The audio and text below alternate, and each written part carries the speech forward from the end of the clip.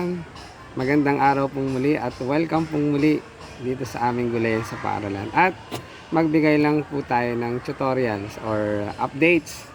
Ayan, so kung kayo po ay magse-set up ng hydroponics, ayan. Kung nakaraan po ay paghahanda ko sa garden plot, ayan, organic na pataba, organic na pag-apply ng mga organikong pataba sa lupa.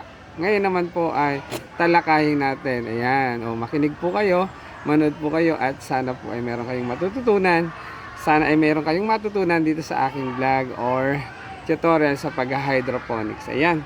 So, mag-set up po tayo ng hydroponic system. Ayan. So, mag-set up po tayo ng lettuce. Ayan. Kasi po namumunga na ang ating mga pipino. Ayan. So, syempre po kailangan po natin mag-prepare ng styro box or growing boxes. And then, solution. Meron na pong solution ito ng Snap A and Snap B. Ayan. So, nag-mix na po tayo niyan. Nilagyan po natin dito sa pagkatapos, kailangan po nating maghanda syempre ng ganitong mga cups. Ayan. So, shoutout pa lang sa ating sa NUPA program ng DA sa Calabarzon. Ayan. Salamat po sa interventions. Ayan.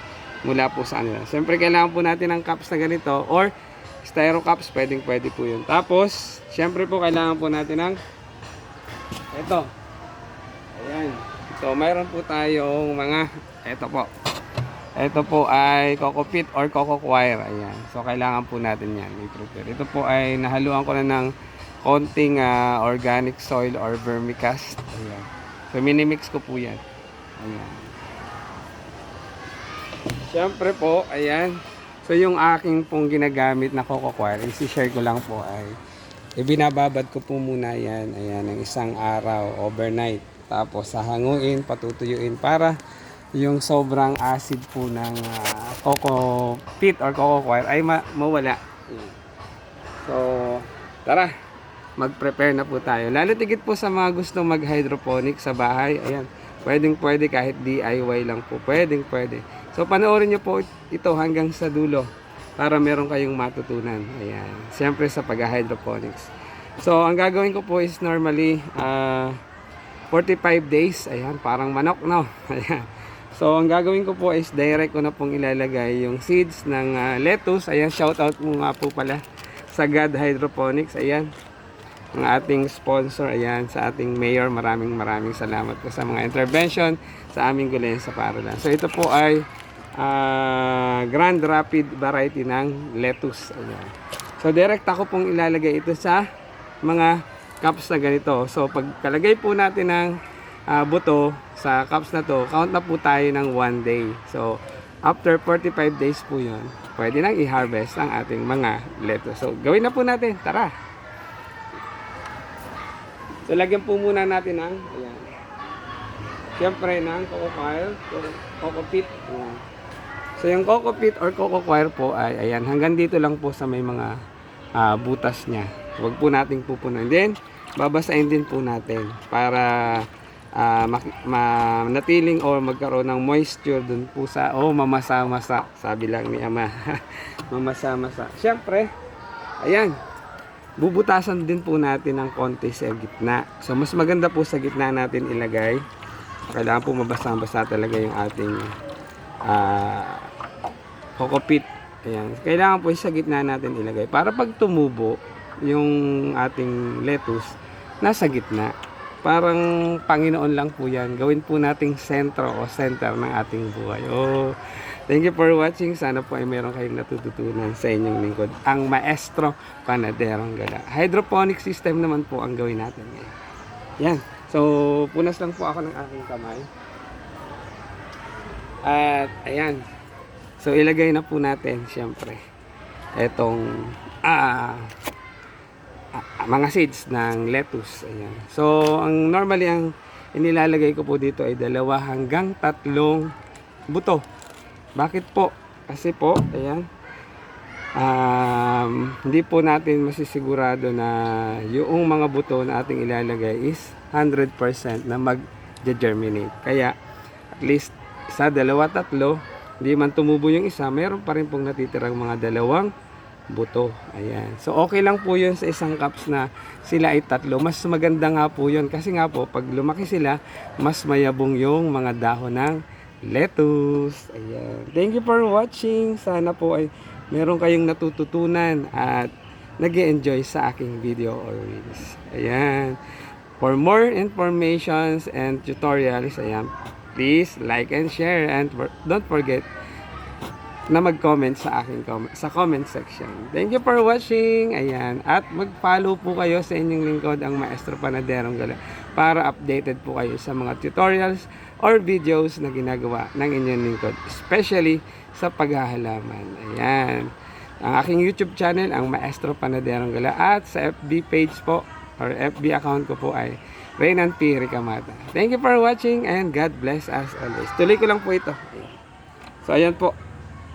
Ayan, count na po tayo ng day 1 dyan. Ayan. Sunod natin ito. Ayan. So, na-prepare ko na po yan para mabilis tayo. Ayan, ihulog po natin yung mga seeds. Ayan. Ayan. Nagdagan natin. Ayan. Dumidikit po, basa kasi yung aking kamay o daliri. Ayan, o ayan po. Bilis lang tayo. Tuloy-tuloy lang po siya. Ayan. Then, araw-araw po monitoring. Ayan. After 5 to 7 days po ito, nag-i-sprout na po yan. At pwede na po natin silang ilagay sa mga kanilang styro boxes or growing boxes. Ayan.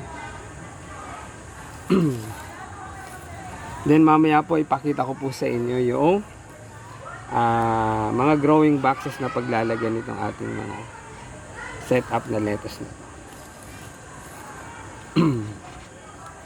Ayan, medyo paos pa rin ang inyong lingkod. Ayan. Kagagaling-galing lang po ng ubo ng inyong lingkod. Ayan. Tuloy ko lang po yung ginagawa. Dumidikit. Basa ang aking daliri. Ayan. Patuyuin natin.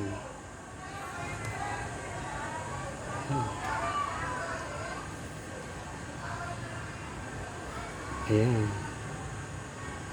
So, yung isa ko pong variety ng lettuce na kulay pula, yung Lolo Rosa, naubos. Ayan. Baka po bigyan ulit tayo ng intervention. Ayan. Kaya, marami dapat ang ating variety, hindi lang isa.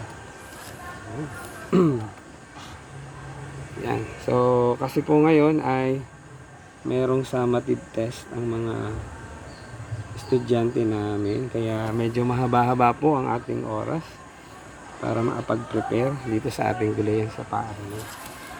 Ayan. Kasi po ang inyong lingkod ay special teacher. Special. Ibig po sabihin ng special, wala po tayong advisory. Ayan.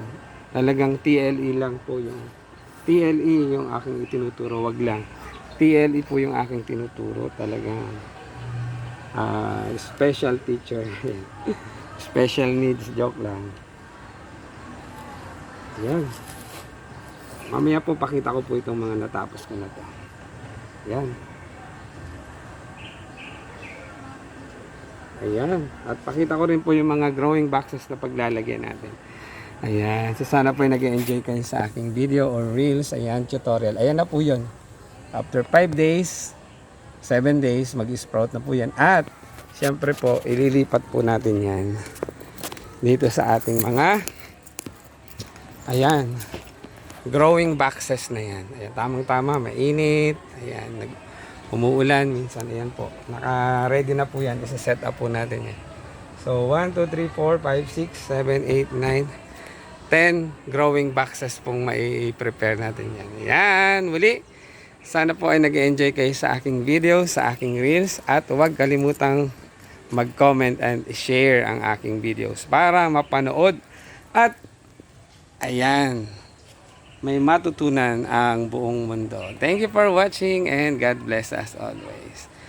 Ayan, para updated po kayo sa mga videos on reels, ayan, mag-follow na. Share na rin ang aking mga videos and reels. Thank you for watching. God bless us always.